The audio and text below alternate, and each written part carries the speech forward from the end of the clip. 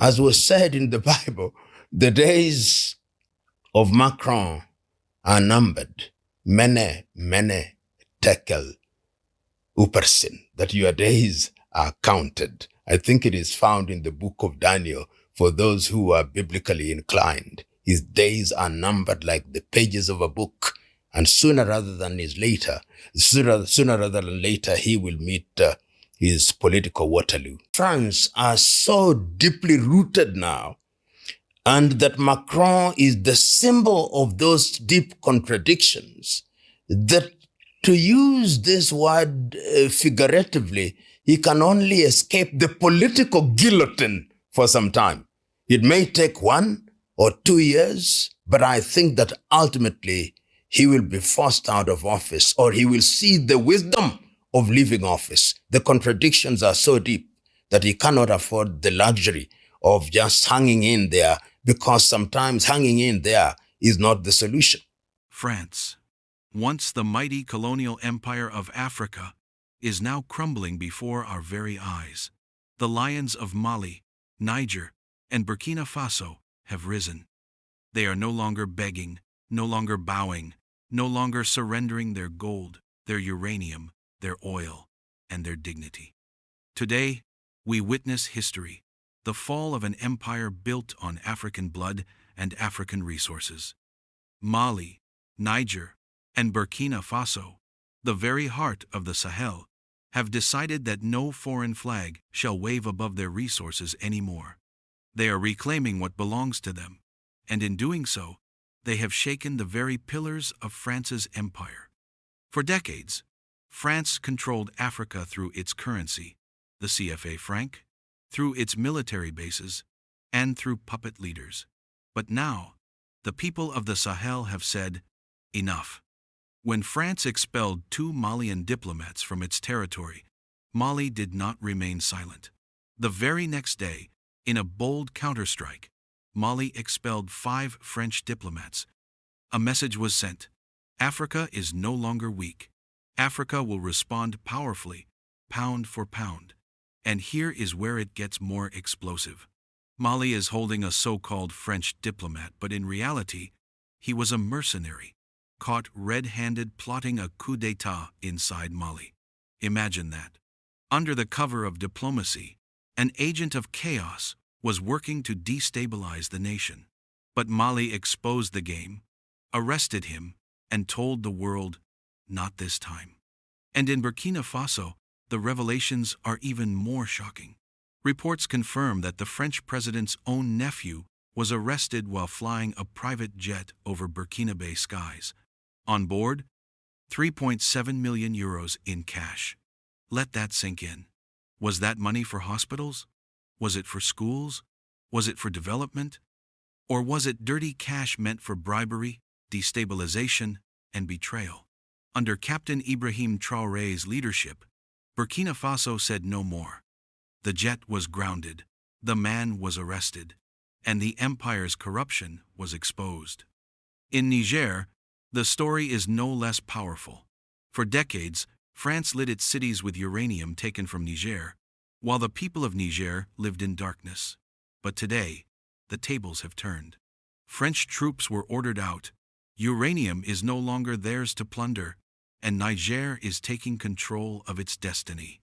France now faces an energy crisis, while Africa stands up for its future.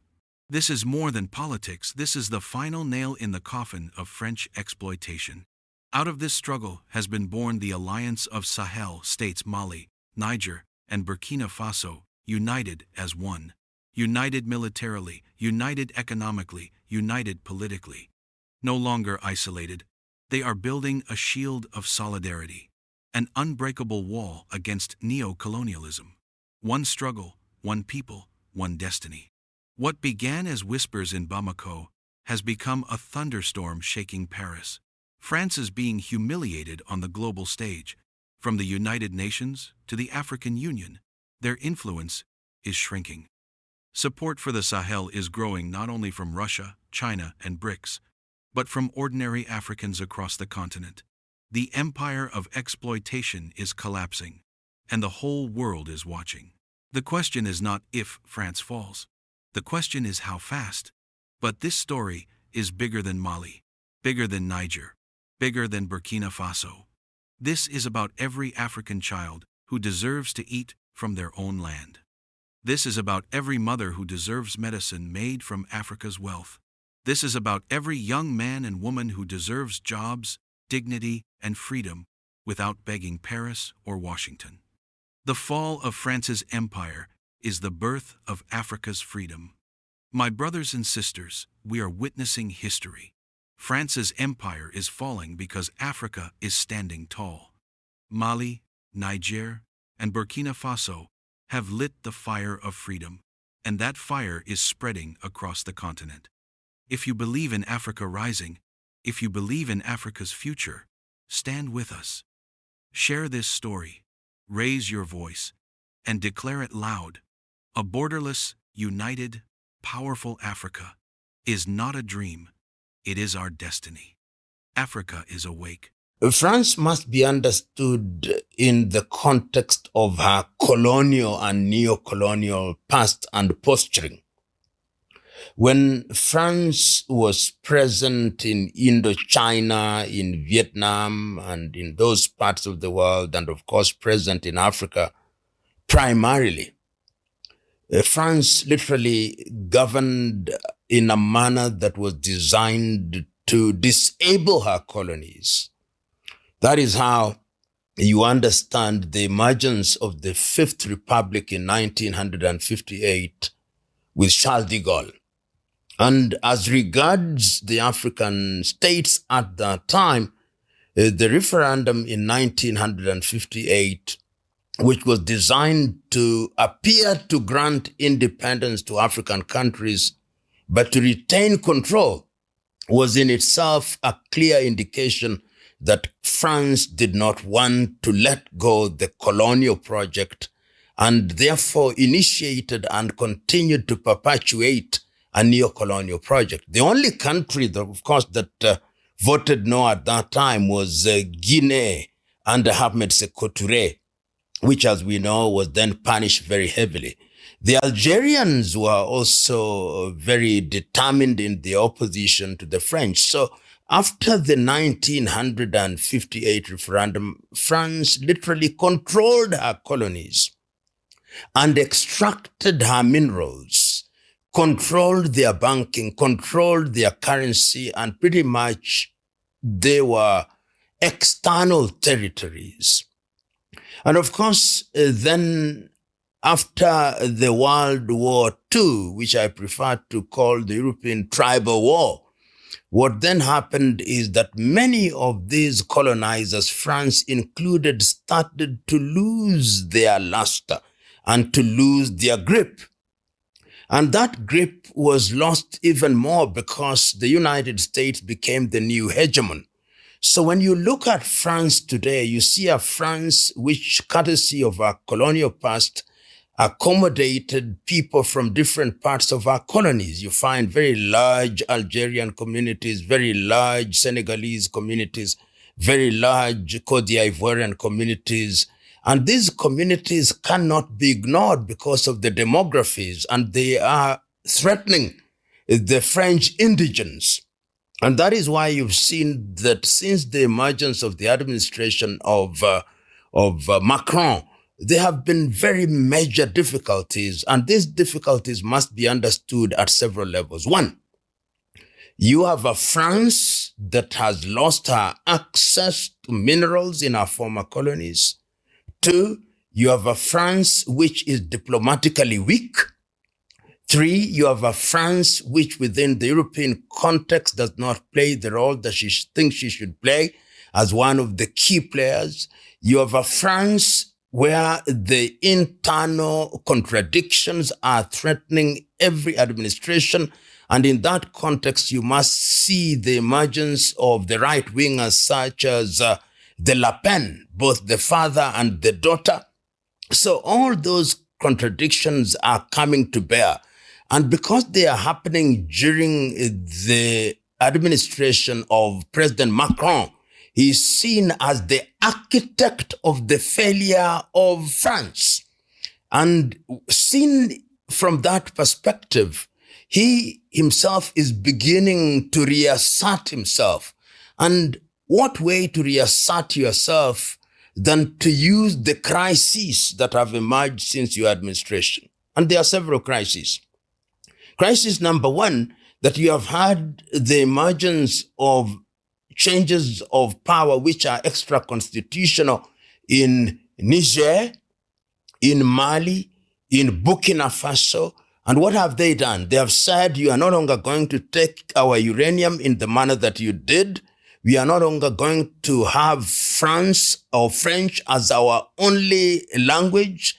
We are going to choose who to work with, and we are no longer going to be obedient servants within La Francophonie. We are no longer going to use CFA franc, which you control. Within Europe, the war between Ukraine and Russia has also created yet another crisis.